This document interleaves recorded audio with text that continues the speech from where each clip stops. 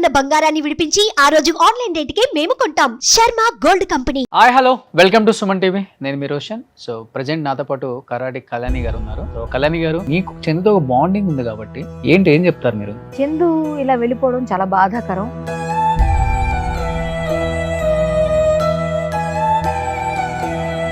అన్నిటికన్నా ముందు ఆ పిల్లల్ని చూశాక నాకు నిజంగా ఆ విషయం ముందు తెలిస్తే డైవోర్స్ అవ్వకుండానే ఈ అబ్బాయి అలా వెళ్ళాడని చెడమడ తిట్టిపడేసి. త్రినైనిలో మీ చెల్లెలుగా చేసింది అన్నారు కాబట్టి పవిత్ర మనిషిగా ఎలా ఉంటుంది అసలు? ఆమె యారగెంట్ గా ఉంటుంది.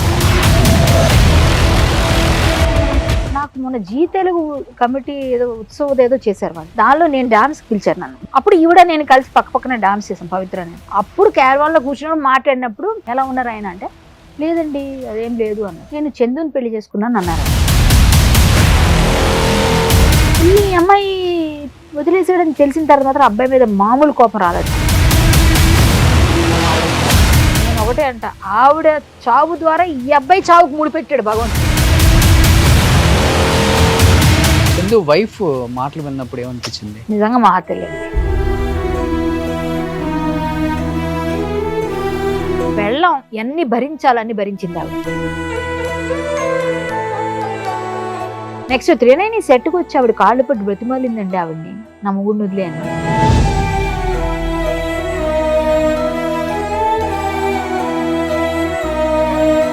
నీకు అంత ప్రేమ ఉంది, పిల్లలు నీకన్నా పేగు కదా, నీ రక్తం కదా, వాళ్ళకన్నా ఎక్కువ ఆవిడ.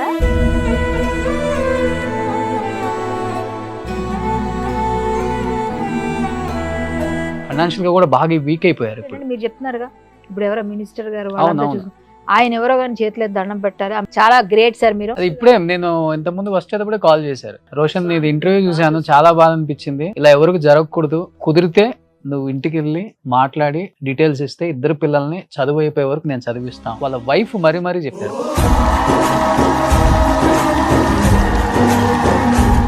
Hi hello, welcome to Suman TV. నేను మీ రోషన్. సో ప్రెజెంట్ నాతో పాటు కరాటే కళ్యాణి గారు ఉన్నారు. ఎందుకంటే చందు విషయం జరిగిన తర్వాత చాలా మంది నాకు కాల్ చేశారు. ఎస్పెషల్లీ ప్రతి ఒక్కళ్ళు కూడా కాల్ చేసి వాళ్ళ ఫ్యామిలీ గురించి అడగటం స్టార్ట్ చేశారు. వైఫ్, కిడ్స్, సో ఏంటి ఫైనాన్షియల్గా వాళ్ళ పొజిషన్ అని కూడా. ఈవెన్ ఇప్పుడు ఈ ఇంటర్వ్యూ చేసే ముందు కూడా ఒక పొలిటీషియన్ కాల్ చేశారు, ఒక మినిస్టర్, పేరు చెప్పొద్దు అన్నారు. కంప్లీట్ పిల్లల ఎడ్యుకేషన్ మొత్తం నేనే చూసుకుంటాను రోషన్, ఏం చేయాలో మొత్తం చేద్దాం మనం, ఒకసారి వాళ్ళ వైఫ్తో కూడా మాట్లాడమని చెప్పారు. ఎందుకంటే చందు లాస్ట్ ఇంటర్వ్యూ ఇచ్చింది నాకే, ఒక మంచి ఫ్రెండ్గా. నిజంగా తనకి మోటివేషన్ ఇచ్చే అవకాశం అంటే ఇచ్చే అవసరం కూడా లేదు, అంత ధైర్యంగా ఉండే వ్యక్తి అలా చనిపోవడం నిజంగా చాలా చాలా చాలా చాలా బాధాకరం ఇండస్ట్రీకి. ఇది చాలా మంది ఇళ్లలో ఇది టచ్ అయింది అని చెప్పుకోవచ్చు. ఫస్ట్ ఆఫ్ ఆల్ చందుతో పాటు యాక్ట్ చేశాడు కాబట్టి కరాటే కళ్యాణ్ గారు. అండ్ నేను ఇంటర్వ్యూ చేసే టైంలో కూడా ఆమె కాల్ చేశారు, ఆమె మెసేజ్లే మీకు మొన్నటి వరకు కూడా అన్ని సోషల్ మీడియాలో బాగా వైరల్ అయింది కూడా. తనతో బాండింగ్ ఎలా ఉంటుంది, అసలు తను చనిపోయే ముందు ఏం మాట్లాడారో తన మాటలో తెలుసుకుందాం. సో కళ్యాణి గారు, నిజంగా అంటే బుల్లితెర లేకపోతే పెద్ద తెర తేడా లేకుండా ఈ రోజు ప్రతి ఒక్కళ్ళకి టాలెంట్ ఉన్న వాళ్ళకి ఫ్యాన్స్ అనే వాళ్ళు కోకోలలు అయిపోయారు. రీసెంట్ గా చూసుకుంటే చిరంజీవి గారి మదర్, మన నిరుపమకు కానీ లేకపోతే ఆర్కే సాగర్, వీళ్ళందరికీ ఫ్యాన్ అయ్యి కూడా ఆమె కూడా టీజర్ రిలీజ్ చేశారు ఇంటికి పిలిచి మరి. సో అంతమంది ఫ్యాన్స్ ని కైవసం చేసుకొని నిజంగా ఒక చిన్న చిన్న తప్పిదాల వల్ల ఈరోజు లైఫ్ పోగొట్టుకుంటున్నారు.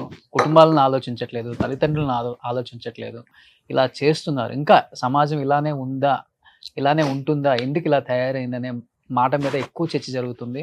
అండ్ నేను ఇక్కడ చందుని చేశాను, తర్వాత వాళ్ళ కుటుంబాన్ని చేశాను.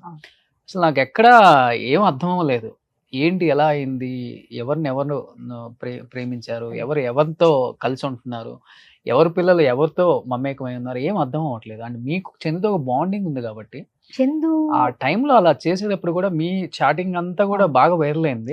అండ్ నేను వెళ్ళినప్పుడు మీతోనే మాట్లాడుతున్నాను ఫోన్ లో, నాకు మోటివేషన్ చేసే వాళ్ళు ఫోన్ చేసినా కానీ నేను తీసుకోలేకపోతున్నాను అని చెప్పి కూడా. ఏం చెప్తారు మీరు? చందు ఇలా వెళ్ళిపోవడం చాలా బాధాకరం. ఒక 8 సంవత్సరాలుగా నాకు అబ్బాయి పరిచయం ఉన్నాడు. ఒక సీరియల్ నా అనుచరుడి క్యారెక్టర్ అనమాట తంది. నేను విలను, నా పక్కన అనుచరుడి క్యారెక్టర్. ఇంకోటి ఏంటంటే మోరోవర్ మేము మాట్లాడుకునేటప్పుడు నేను చందు ఓ యాదవ్ అని పిలిచేదాన్ని. శ్రీనివాస్ యాదవ్ అని ఒకటి ఉంటుంది చూసారు, ఒక డైలాగ్ ఉంటుంది ఒక సినిమాలో శ్రీహరి గారికి. అలాగా నేను ఓ చందు యాదవ్ అనేదాన్ని. దాంతో తనకి ఏంటండి మీరు ఒక్కరే ఎలా పిలుస్తారండి, నేను యాదవ్ అని ఎవరికి తెలియదు అనేవాడు. అంటే మేము కొంచెం అలా కావాలని ఆట పట్టించేవాళ్ళం. అబ్బాయి డెడికేషన్ గా వర్క్ చేసేవాడు. ఉమ్. చాలా గట్టిగా ఏదైనా సీన్ ఇస్తే అబ్బాయిని కొట్టే సీన్ అయినా, కింద పడే సీన్ అయినా, దొర్లే సీన్ అయినా చాలా కమిటెడ్ గా చేసేవాడు.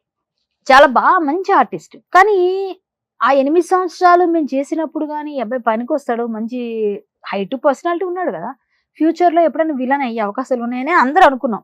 చిన్న బుల్లితెర పైన ఏదైనా మంచి మంచి పొజిషన్కి వస్తాడు అని. మీతో యాక్ట్ చేశాడు కదా? 2-3 సీరియల్స్ నా పక్కనే.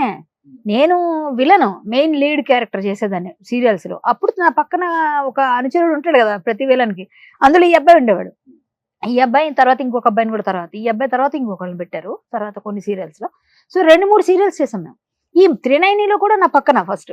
ఓకే. నేను బిగ్ బాస్ కి వెళ్లే ముందు 390 చేశాను. అది మానేసి నేను 390 పవిత్ర క్యారెక్టర్ ఫస్ట్ మీరేనా? కాదండి, 390లో అమ్మాయి నా సిస్టర్ క్యారెక్టర్ పవిత్ర. వీళ్ళందరూ మా ఇంటికి వస్తారు. ఈ చందు నా అసిస్టెంట్. 390లో నేను చేసేప్పుడు బిగ్ బాస్ కి వెళ్ళిన ముందు అనమాట ఇది చెప్తుంది స్టోరీ. అప్పుడు వీళ్ళిద్దరు ఫ్రెండ్స్ కూడా కాదు, నా పక్కన అసిస్టెంట్ చందు. 390లో ఆమె నాకు సిస్టర్ క్యారెక్టర్. ఇద్దరు పరిచయం కూడా లేదు అప్పుడు?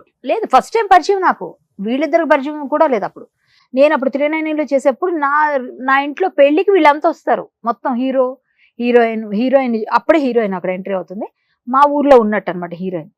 సో వీళ్ళందరూ, ఈ సత్య ఉంది కదా ఆ అమ్మాయి కూడా 390లో చేసింది. సో వీళ్ళంతా కలిసి చేసేప్పుడు చందు కూడా నాతో చేసేవాడు. ఆ దూరంగా కూర్చుని ఉండేవాడు అందరితో మాట్లాడుతూ. పవిత్ర గారికి పరిచయం కూడా లేదు అబ్బాయికి అప్పుడు. తర్వాత కొన్ని రోజుల తర్వాత నేను 390 మానేశాను.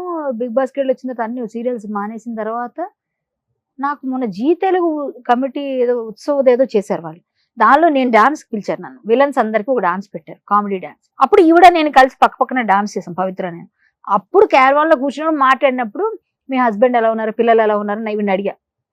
ఆవిడ ఏదో చెప్పారు, ఇంతకుముందు ఇంకొక రిలేషన్ ఉండేది, ఆ విషయం చెప్పారు. ఆ విషయం నాకు తెలుసు కాబట్టి నేను అడిగాను ఆవిడ ఎలా ఉన్నారు ఆయన అంటే, లేదండి అదేం లేదు అన్నారు. నేను చందుని పెళ్లి చేసుకున్నాను అన్నారు ఆవిడ. అవునా? చందు, ఏ చందు అన్నాను. మీకు తెలుసు కదా చందు, ఏ చందు అంటే ఫోటో తీసి చూపించింది.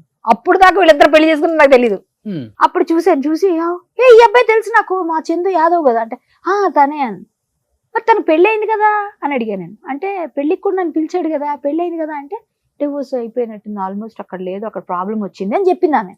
ఎవరికి కాలేదు ఇద్దరికి? అసలు నాకు తెలియదు కదా, ఆమె చెప్పిందా నేను చెప్తున్నా. సరే అయిపోయింది. అయిపోయిన తర్వాత ఓహో మేము డాన్స్ చేస్తే వచ్చేసాను.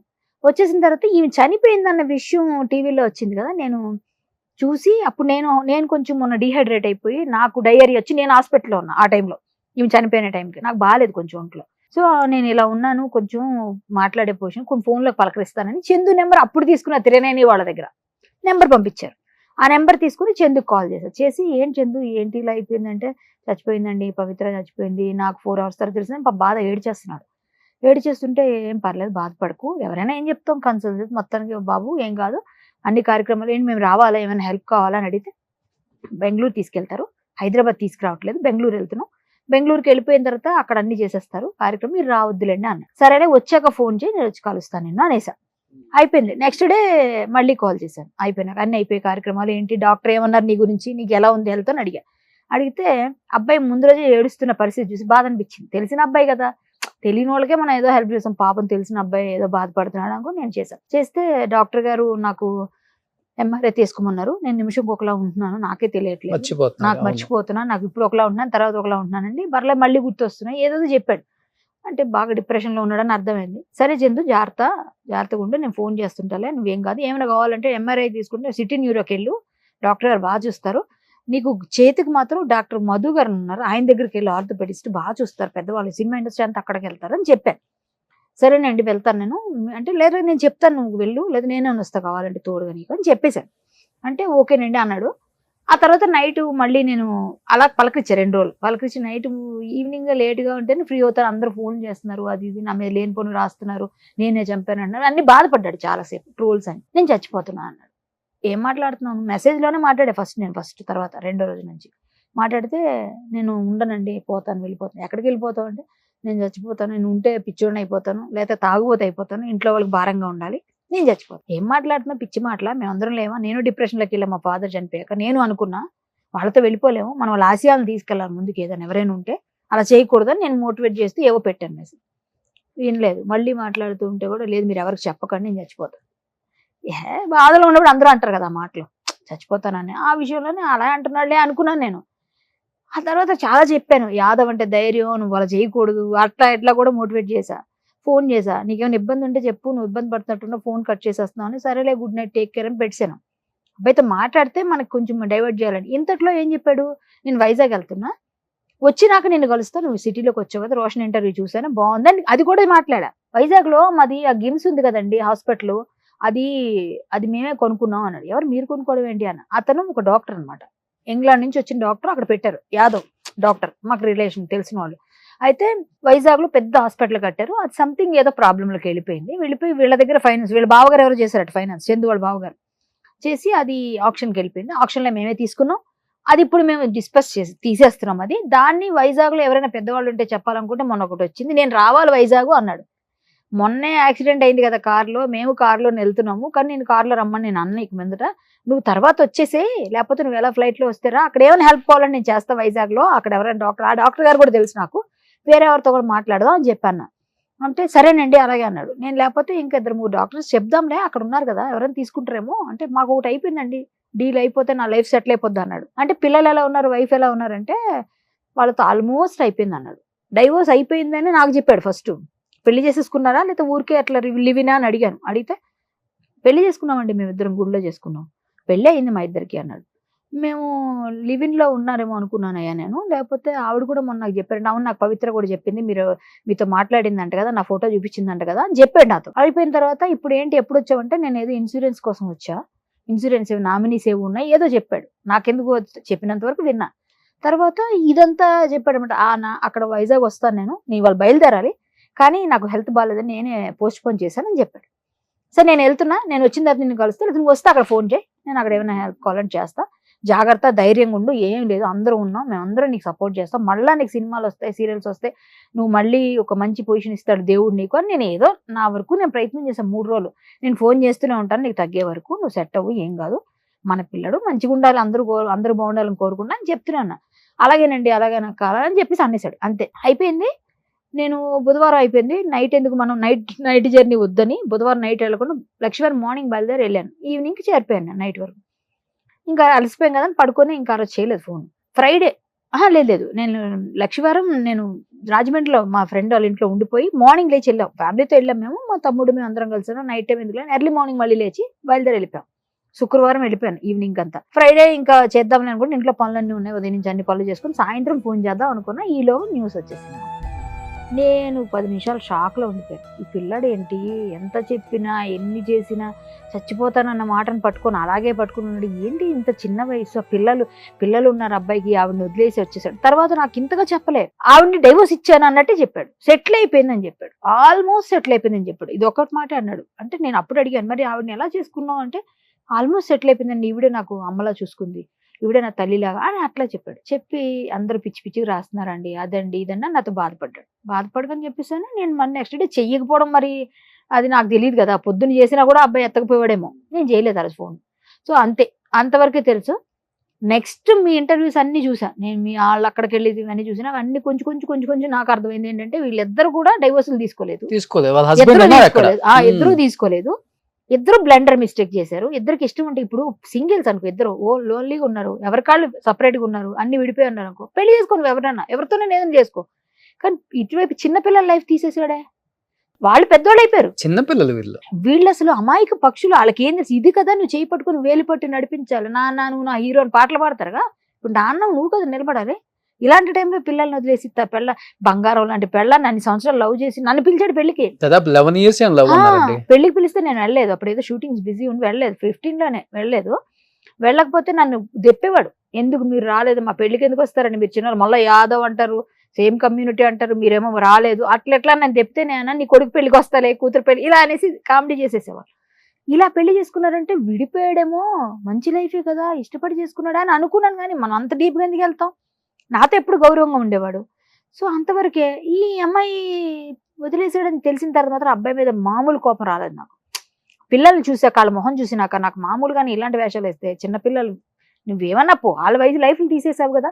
ఇప్పుడు ఆవిడ చచ్చిపోయిందండి, ఆవిడ కర్మల రాసి పెట్టాడు భగవంతుడు, మనం ఏం చేయలేమని తేలాం. నువ్వు వెళ్ళిపోవడం ఏంటయ్యా పిచ్చి, కాకపోతే ఇంత వయసు మంచి లైఫ్ని చెడగొట్టుకొని వెళ్ళిపోవడం అవసరమా? నువ్వు వెళ్ళి సూసైడ్ చేసుకోవాల్సిన వయసా? ఎందుకు అవసరమైంది? పిల్లల లైఫ్ ఎవడిస్తాడు? ఇప్పుడు తండ్రి ఆ స్థానంలో ఉంటేనే కదా వాళ్ళ బతుకు బాగుంటది. నువ్వు బాట వేయాలి కదా. ఇప్పుడు ఆవిడతో నువ్వు వెళ్ళిపోవడం ఏంటి అంటే అంత పిచ్చి ప్రేమ ఉన్నప్పుడు ఈవిడ ఎందుకు లవ్ చేస్తావు? ఎన్నిసార్లు ప్రేమ పుట్టుతుందో. ప్రేమ పుట్టొచ్చు పోను, ఓకే, ఎవరు లేకపోతే అక్కడ దొరకలేదు ఏదో అనొచ్చు. నీకేం పుట్టిందో పుట్టడం కాదు. నేను ఒకటే అంట, ఆవిడ చావు ద్వారా ఈ అబ్బాయి చావుకు ముడిపెట్టాడు భగవంతుడు. సో అలా కలిపాడు. అందుకే ఆవిడ ఎక్కడో బెంగళూరు ఎక్కడో ఉన్న ఈ రెజిమెంటల్ బజార్ లో ఉన్న ఈ అబ్బాయి అక్కడ ఎలా కలిసి ఎలా చేసి లైఫ్ ని తీసి ఏజ్ కూడా ఎంత డిఫరెన్స్ ఉంది. ఎక్కువ లేదు, 4-5 సంవత్సరాలు ఉంటుంది అంతే. తనకు 42 ఏముంది, ఆమెకు 43-44 ఉంటాయట అని నాకు చెప్పడం. ఈమెకి 36-37 39 వాళ్ళ ఫాదర్ చెప్తున్నారు. 40 అనుకోండి. అది మనం మాట్లాడకూడదు, అది మనకు అనవసరం. చిన్న వయసు పెద్ద వయసు మనకు అనవసరం. వాళ్ళు మనసులు నచ్చినప్పుడు ఏమైనా చేసుకోనివ్వండి, కానీ సింగిల్స్ అయింటే చేసుకోవాలంటాను నేను. నీ లైఫ్ లో నువ్వు డైవోర్స్ తీసేసుకొని పడలేదు, వేరుగా ఉన్నావు. ఆవిడ లైఫ్ లో ఆవిడ వేరుగా ఉంది, నువ్వు ఇద్దరు కలిసి ఉన్నారు, అప్పుడు చేసుకో. ఏదైనా పిల్లల్ని చెడగొట్టకూడదు. అదే వయసు ఒకటి తేడా ఉంది, ఆల్రెడీ పెళ్లి అయిపోయి ఇద్దరు పిల్లలు. ఇద్దరు బ్లెండర్ చేశారండి. ఆవిడ చేసిన తప్పు, వాళ్ళ హస్బెండ్ బాధపడుతున్నారు. మీ లైఫ్ మీ ఇంటర్వ్యూలో చూసాను, వాళ్ళ హస్బెండ్ ని ఆయన బాధపడుతున్నాడు. ఆయన ఉన్నాడు అంటున్నారు, ఆయన లేడని చెప్పింది ఆవిడ చేసింది ఏది నిజమో తెలియదు. ఇప్పుడు లేనప్పుడు మనం మాట్లాడితే వాళ్ళు చెప్పరు సమాధానాలు మనకి. కానీ చూస్తే బ్లెండర్ ఎంత బ్లెండర్ చేసి, ఇద్దరు కలిసి బ్లెండర్ చేస్తే 2 ఫ్యామిలీస్ సఫర్ అవుతున్నాయి. వీళ్ళిద్దరు చేసిన దానికి ఇటువైపు అమ్మ నాన్న పిల్లలు, అటువైపు ఆ పిల్లలు, అటువైపు ఆ తల్లిదండ్రి సఫర్ అయిపోతున్నారు ఫుల్ గా. వీళ్ళిద్దరు చేసిన బ్లెండర్. చందు వైఫ్ మాటలు విన్నప్పుడు ఏమనిపించింది? నిజంగా మా తెలియదు.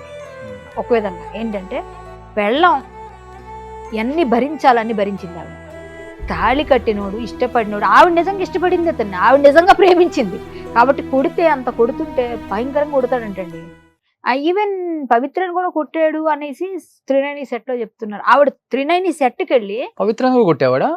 ఈ కొట్టడం తాగితే ఏమన్నా చేస్తాడు. మీ అబ్బాయి మేబీ కొంచెం మందుకు అడిక్ట్. నాతో మెసేజ్ లో కూడా అదే ఉంది కదా, తాగుబోతే అయిపోయి పిచ్చోడిని అయిపోతా అది ఇదని. మరి తాగుతున్నప్పుడు అబ్బాయికి తెలియదేమో అది. నెక్స్ట్ త్రినైని సెట్కి వచ్చి ఆవిడ కాళ్ళు పట్టి బ్రతిమాలిందండి ఆవిడ్ని, నా మొగుడిని వదిలేను. అవునా? అది నాకు మొన్న చెప్పారు వేరే వైఫ్ వెళ్ళి వద్దండి నేను బతిమాలిందంట వాళ్ళందరూ, నా మొగుడు నాకు ఇచ్చేటట్టుగా అడిగి. చూడండి సినిమాలు చూపించినట్టుగా అడిగిందంట, ప్రతి ఒక్కరిని బెగ్ చేసిందంట అక్కడ. నాకు ఈ అమ్మాయి అప్పుడు ఈ అబ్బాయిని తీసేశారు, త్రినైనిలో తీసేశాక నేను ఈవిడ గొడవ చేసిందంట, అతను లేకపోతే నేను యాక్ట్ చేయనంట. నేను అతను లేకపోతే నేను చేయలేకపోతున్నానేసి కొంచెం గట్టిగా ఫైట్ చేస్తే అయినా సరే వీళ్ళు గట్టిగానే మాట్లాడి అబ్బాయిని పెట్టుకోలేదు. అందుకే చెప్తున్నాడు చూసారు, 1.5 year నేను ఇంట్లో కూర్చుంటే అమ్మాయి పోషించింది. ఎందుకు తీశారు? వీళ్ళిద్దరు ఇది సెట్ లోనే ఓవర్ చేసేవారంట. ఆ తర్వాత మీరు ఇలా చేస్తే కుదరదంటే కొన్ని రోజులు మామూలుగా ఉన్నారు, మళ్ళీ స్టార్ట్ అయిందంట. అప్పుడు తీసేశారు. తీసేసినప్పుడు వాళ్ళ వైఫ్ వచ్చి బతిమాలుకునేదట. ఇంటికి వెళ్ళేవాడు కాదంట, మాట్లాడేవాడు కాదంట, ఆమె సరిగ్గా చూసేవాడు, వెళ్ళా కొట్టేవాడంట. ఒకవేళ ఇంటికి వచ్చినా ఆవిడ గురించి మాట్లాడేవాడంట, పిల్లలకి అదే చెప్పేవాడంట. కానీ అబ్బాయికి ఏదో హెల్త్ ప్రాబ్లం కూడా ఉందని కొంతమంది అంటున్నారు, వాళ్ళ వైఫ్ చెప్పాలి. ఆయన కూడా అన్నాడట ఆవిడకి హెల్త్ ప్రాబ్లం ఉంది, గుండెలో హోల్ ఉందని ఇతను చెప్పేవాడు అని చెప్తారు. ఒక్కొక్కరు కూడా చెప్తున్నారు, ఏది నిజం మనకి. ఎంత లక్షణంగా ఉంది శిల్ప మంచి అసలు చదువుకున్న అమ్మాయి. ఆ అమ్మాయి పెట్టించిందట సాఫ్ట్వేర్. ఈ అమ్మాయి సాఫ్ట్వేర్ నాకు చెప్పడం ఏంటంటే సాఫ్ట్వేర్ అని చెప్పాడు నాకు. ఈ అమ్మాయి పెట్టించిందట అప్పట్లో, చెప్పాడు మాతో. మేము ఇక్కడ షూటింగ్ చేసేవాళ్ళం, అందులో షూటింగ్ చేసేప్పుడు అబ్బాయి చెప్పేవాడు నాకు, నేను సాఫ్ట్వేర్ అండి, చాలా మంచి పొజిషనే ఉంది మాకు, మాది మిడిల్ క్లాస్ ఫ్యామిలీ, కానీ నేను మా వైఫ్ మా అమ్మాయి కూడా సాఫ్ట్వేరే, మేము పెళ్లి చేసుకుంటున్నాము అని చెప్పాడు. పెళ్లికి నన్ను పిలిచాడు, నేను వెళ్ళలేదు. కానీ ఆ అమ్మాయిని చూశాక నాకు ఆ పిల్లల్ని చూశాక, అన్నిటికన్నా ముందు ఆ పిల్లల్ని చూశాక నాకు నిజంగా ఆ విషయం ముందు తెలిస్తే డైవోర్స్ అవ్వకుండానే ఈ అబ్బాయి అలా వెళ్ళాడని చెడమడ తిట్టిపడేసేదాన్ని చందుని. ఎందుకంటే నాకు ఆ చనువు ఉంది. ఆ పిల్లడు మాతో కలిసి చాలా సినిమాలు సీరియల్స్ చేసినప్పుడు మనకు బాగా తెలుసు కాబట్టి నేను తిట్టినా పడతాడు కూడా కాబట్టి నేను తిట్టేసేదాన్ని ఖచ్చితంగా. ఎందుకంటే ఆ పిల్లల మొహాలు చూసినాక చిచి ఏంటి ఇలా చేశాడు, వీడు నిజంగా అసలు ఇంత పిరుకోడు అనుకోలేదు. చచ్చిపోతాడు, అసలు చచ్చిపోవాల్సిన అవసరం ఉంది. లైఫ్ని తీసుకుంటాడా ఒక ఆడదాని కోసం? ఓకే, నీకు అంత ప్రేమ ఉంది, పిల్లలు నీకన్న పేగు కదా, నీ రక్తం కదా, వాళ్ళకన్నా ఎక్కువ ఆవిడ. ఇప్పుడు ఓకే, నీకు అంత అమర ప్రేమ, అది అమర ప్రేమ అయితే మాత్రం, అమర ప్రేమ అయితే మీరు అమర ప్రేమికులే కావచ్చు, ఏమైనా కావచ్చు. ఇదేంటండి, తల్లిని మన పిల్లల్ని వదిలేసి ఒక అమాయకురాలు పెళ్లి చేసుకొని అన్ని సంవత్సరాలు లవ్ చేసి పెళ్లి చేసి అమ్మాయిని వదిలేసి నువ్వు చేసే ఘనకార్యం ఇదా? దేనికి పొందడం కుదరట్లేదు కళ్యాణి గారు. ఇప్పుడు నేను బెంగళూరు వెళ్ళినప్పుడు వాళ్ళ పిల్లలు చెప్పారు, వాళ్ళిద్దరి మధ్య ఉన్న బంధానికి పేరు ఏంటంటే ఫ్రెండ్స్ అని చెప్పారు. కానీ పవిత్రాన్ని అడిగితే పెళ్లి చేసుకున్నానని చెప్పింది, చందుని అడిగినా పెళ్లి చేసుకున్నానని చెప్పారు అంటున్నారు మీతో. అసలు ఎక్కడ దేనికి? అంటే వాళ్ళ హస్బెండ్ నేను వదిలేసానని ఏమో చెప్పింది, కానీ మా ఇద్దరి మధ్య చాలా మంచి బాండింగ్ ఉంది, మళ్ళీ పెళ్ళం కావాలంటే ఆవిడే కావాలి, మళ్ళీ ఇంకో జన్మ అంటూ ఉంటే పవిత్రానే కావాలి, మేమిద్దరం ఫ్రెండ్స్ లాగా ఉంటాం అని ఆయన చెప్పాడు. కానీ ఆవిడ ఏంటోనండి ఎక్కడో అట్రాక్షన్ ఇది. కానీ ఈ అమ్మాయి శిల్ప ఒక్కటే కరెక్ట్ గా మాట్లాడింది అనిపించింది. అట్రాక్షన్ అండి ఇది, వీళ్ళిద్దరిది అట్రాక్షన్, లవ్ కాదు అది. అది కొన్ని రోజుల తర్వాత ఉండేదో పోయేదో నాకు తెలిసి, కానీ ఇద్దరు లేరు ఇప్పుడు. కానీ అన్నిటికన్నా ఆవిడ పోవడం అన్నది మన చేతిలో లేదండి, భగవంతుడు రాసి పంపించాడు. ఆ చావు అలాగా ఆ యాక్సిడెంట్ లో ఈ అబ్బాయి చేతిలో ఉన్నదాన్ని చెడగొట్టుకున్నాడు. చెప్పి మరీ చేశాడు కదండి. నాతో గాని మీతో గాని ఎంతమందితో చెప్పాడు అబ్బాయి, నేను ఉండను, నేను చచ్చిపోతాను, నేను చచ్చిపోతాను అనొద్దు ఎన్నిసార్లు. అందుకే అంటారు తదాస్తు దేవతలు ఉంటారంటారు కదా, అలాగే అయింది ఇప్పుడు ఈ అబ్బాయికి. ఆ అమ్మాయి చక్కగా ఎంత బాగుందండి, ఇంటికి రా చక్కగా చూసుకుంటామని బతిమాలుకుని ఇంట్లో పెట్టుకుంటామంటే, మా ఇంట్లో నుంచి బయటికి వెళ్ళి అక్కడ వెళ్ళి ఊరేసుకుంటే ఎవడేం చేయగలండి. అవును, ఇంట్లో వచ్చినోడే కూడా చెప్తుంది చనిపోయిన తర్వాత వచ్చినా కూడా హ్యాండ్ కట్ చేసుకున్నాడు ఫ్రెండ్ రూమ్ లో. చూసారా, నేను బతకలేను అంటున్నాడు, నాతో కూడా అది చెప్పాడు. ఆమె లేదండి నేను ఉండను, వేసి నేను ఉండి పిచ్చోడిని అయిపోతాను. ఏంటంత అసలు అసలు ఏం అర్థం. నేను ముందు అనుకున్నాను నిజంగా వీళ్ళిద్దరు పెళ్లి చేసుకున్నారేమో, డైవోర్స్ తీసేసుకొని ఆవిడైతేనో పోన్లే వాళ్ళ లైఫ్ ఏదో ఆవిడ పోయింది, ఆవిడ ఆత్మకు మంచి శాంతి చేకూరాలైనా ఇలాగే పెట్టాను మెసేజ్, ఇలాగే మాట్లాడా, ఫోన్లో వెళ్ళిపోకూడదు వాళ్ళతో మనం అని చాలా మోటివేట్ చేశాను. వింటేనా త్రినైనిలో మీ చెల్లెలుగా చేసింది అన్నారు కాబట్టి పవిత్ర, ఆ తర్వాత మనిషిగా ఎలా ఉంటుంది అసలు? ఆమె యారగెంట్ గా ఉంటుంది ఆవిడ. అరగంటేనా? యారగెంట్ అంటే నాకు స్టార్టింగ్ లో మాత్రం యారగెంట్ గా అనిపించింది, తర్వాత పరిచయం అయినాక మాట్లాడిందేమో, కానీ ముందు మాత్రం అట్లా అట్లా యాటిట్యూడ్ ఉంటుంది ఆవిడకి. ఉంటది అంటే ఆ టైంలో నాతో ఫస్ట్ ఇంటరాక్షన్ లో అలా ఉండేది యాటిట్యూడ్. ఆవిడ కొంచెం మంచిగా ఉంటారు, బట్ యాటిట్యూడ్ చూపిస్తుంది ఆమె, కానీ కనిపించరు, మన దగ్గర చూపించరు, కానీ బయట ఎవరి దగ్గరైనా కొంచెం చూపిస్తుంది. మాతో చూపించడానికి ఏంటంటే ఆవిడకి కొంచెం సీనియర్స్, ప్లస్ అది కాకుండా నాకు రెమ్యూనరేషన్ ఎక్కువ అక్కడ అందరికన్నా. నేను గెస్ట్ లాగే తీసుకున్నారు, తర్వాత మళ్ళీ దాన్ని కంటిన్యూ చేయమని చెప్పారు, కానీ నేను బిగ్ బాస్ నుంచి వచ్చాక నేను కొంచెం అడిగా ఎక్కువ, దానివల్ల అవ్వలేదు. ఆవిడకి తక్కువ ఉంటుంది, మెయిన్ లీడ్ చేసుకున్నప్పుడు తక్కువగా తీసుకుంటారు, మనకన్నా ఆవిడకి రెమ్యూనరేషన్ తక్కువే. నా డ్రెస్సులు నా నగలు అన్ని రిచ్గా ఉంటాయి ఎప్పుడు. సో ఏంటంటే ఆవిడ అన్ని మేము మాట్లాడుకున్న నగలు వాటి కోసమే మాట్లాడతారు. జనరల్ గా కూర్చుంటే సెట్లు, ఇది ఎక్కడ కొన్నారు, ఇది ఎలా బాగుంది, కలర్ బాగుంది, నేను ఇదే కలర్ వేసుకుంది అనుకున్నాను, సేమ్ అయిపోతున్నాను, ఇలాంటివే ఉంటాయి మాటలు. తర్వాత ఎప్పుడైనా ఏం చేస్తారు పిల్లలు, ఎంతమంది పిల్లలు, ఎంతమంది ఏం చేస్తున్నారు, వాళ్ళు ఏం చదువుతున్నారు, ఇవే కదా అడుగుతాం. అలా మాట్లాడుకున్నాం. అప్పుడు కొంచెం ఫస్ట్ లో నేను తెలియనప్పుడు, నా గురించి తెలియనప్పుడు ఆవిడ ఎవరో అన్నట్టు ఇట్లా చూసి, తర్వాత వాళ్ళు పరిచయం చేసిన తర్వాత ఇది ఇవి సంథింగ్ సో అండ్ సో కామే. కానీ బయట వాళ్ళు చెప్తారు, నేను విన్నది చూసాను, కొంచెం అంతగా ఏమి మింగిల్ అవ్వరు ఫస్ట్ లో. అంటే ఎవరైనా ఆవిడ చెప్పింది ఎలా ఉంది, నేను చాలా లో నుంచి వచ్చానని చెప్తున్నారు కదా ఇంటర్వ్యూలో, ఆవిడ ఇంటర్వ్యూస్ చూస్తే అలా ఉన్న వాళ్ళకి అసలు ఉండకూడదు, డౌన్ టు ఎర్త్ ఉన్న వాళ్ళకి. ఇప్పుడు చిన్న ప్లేస్ నుంచి మనం పైకి ఎదిగామన్నప్పుడు అందరినీ అక్కడ నుంచి వచ్చానని ఉండాలి కదా, ఆ యారగెన్సీ ఉండేది. బట్ క్లోజ్ అయితే మరి అలా మంచిగా ఉంటారు. కొన్ని విషయాల్లో ముందు కొన్ని రోజులు అనిపించింది, తర్వాత నుంచి ఇప్పుడు మంచిగా మాట్లాడుతుంది. ఇప్పుడు మొన్న కలిసి జీ తెలుగులో చాలా కళ్యాణి గారు అట్లా, ఆ తర్వాత బాగానే అయిపోయింది. ముందులో ఉండింది కొంచెం యారగెన్సీ ఉంది, నా దగ్గర ఏదో చూపించలేక ఉందనే చెప్తారు అంతే. కానీ కేవలం అంటే మొత్తం చూస్తుంటే ఇదంతా సీరియల్స్ లో ఎలా జరుగుతుంది, ఎపిసోడ్లు సినిమాలలో ఎలా ఉంటుందో అలానే ఉంది స్టోరీ. అంటే ఇలా ఉండకూడదు మనం జీవితంలో అనే ఒక గుణపాఠం అయితే ప్రతి ఒక్కరికి నేర్పించిందండి. ఎగ్జాంపుల్ కి ఇది చెప్పుకోవచ్చు మనం. ఇప్పటికి ఎవరైనా ఇలాంటి రిలేషన్స్ లో ఉండి, ఎవరైనా ఉంటే వైఫ్ ఉంటుండగా వేరే వాళ్ళతో రిలేషన్స్ ఉండి ఇట్లాంటి చాలా మంది ఉంటారు కదా. ఒక టైం వచ్చేసరికి రియలైజేషన్ ఉంటది వాళ్ళలోనో వీళ్ళలోనో. చందుకు ఆ రియలైజేషన్ వచ్చి ఉంటే ఈరోజు చందు ఒక పొజిషన్ లో పిల్లలకి తండ్రిగా నిలబడి ఉంటే ఆవిడ లైఫ్ బాగుండేది, శిల్పది పిల్లల లైఫ్ బాగుండేది. ఇప్పుడు శిల్ప లైఫ్ ఏంటండి, నిజంగా చాలా బాధ అనిపిస్తుంది. శిల్ప లైఫ్ ఫైనాన్షియల్ గా కూడా అంటే ఎక్కువ మరి 30,000 పంపించేవాడంట. ఫైనాన్షియల్ గా కూడా బాగా వీక్ అయిపోయారు ఇప్పుడు. మరి వాళ్ళకి ఎవరైనా సపోర్ట్ చేస్తే బాగుంటది, ఏదైనా ప్లాన్ చేయాలి, చూద్దాం ఏం జరుగుతుందో. కాకపోతే ఏంటంటే మీరు చెప్తున్నారుగా, ఇప్పుడు ఎవరో మినిస్టర్ గారు వాళ్ళంతా చూసి ఆయన ఎవరో కానీ చేతిలో దండం పెట్టాలి. ఆ మినిస్టర్ గారు నిజంగా వాళ్ళ పిల్లలు చదివించి, వీలుంటే తెలంగాణ గవర్నమెంట్ వాళ్ళకి ఇల్లు లేదు, ఆ పిల్లలతో ఆవిడ ఉండాలి అంటే ఆవిడకి ఏమి తెలియదు కదా, సొంత ఇల్లు లేదు. ఒక చిన్న ఇల్లు ఇచ్చారు అనుకోండి, ఏదన్నా గవర్నమెంట్ తలుచుకుంటే ఇవ్వగలుగుతుంది. ఏదన్నా ఇప్పుడు ఏదో డబుల్ బెడ్రూమ్ ఏదో ఉంటాయిగా, ఏదో ఒక ఇల్లు ఇచ్చో, లేకపోతే ఏదైనా విధంగా కొంచెం ఆవిడకి ఏదైనా ఉద్యోగం ఇచ్చేనా, ఏదైనా చదువుకుంది కాబట్టి ఉద్యోగం ఏదైనా ఇచ్చినా ఆ పిల్లల్ని చూసుకుంటే వాళ్ళ లైఫ్ బాగుంటది. తండ్రి ఎలాగా పోయాడు, పోలేండి భగవంతుడు ఇంకొకరి రూపంలో చేయించి ఏదో విధంగా అమ్మ మేము ఉన్నాం ఆసరా అని చెప్పేసి వాళ్ళకి ఏమైనా చేస్తే బాగుంటదని నేను అనుకుంటున్నాను.